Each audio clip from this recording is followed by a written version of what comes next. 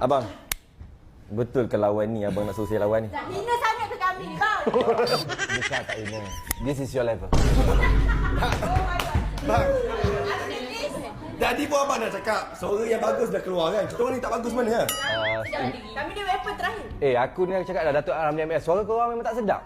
Sebab nak suruh aku tipu apa? Sebab tu abang bagi saya lawan dengan Mira je. Kita orang bagi Mira. Dapat sangat. Sebenarnya Ini fair enough. tak, bukan. Yang sebelum ni mungkin abang tak boleh nilai suara saya.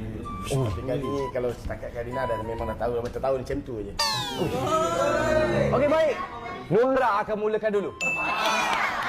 Boleh je. Assalamualaikum dan kami daripada Wah. Nuara. Kami akan mempersembahkan lagu daripada ASL yang bertajuk Andai ku putih. Anda dapat kuundurkan masa. Andai ku dapat undurkan masa bang. Sedih bang.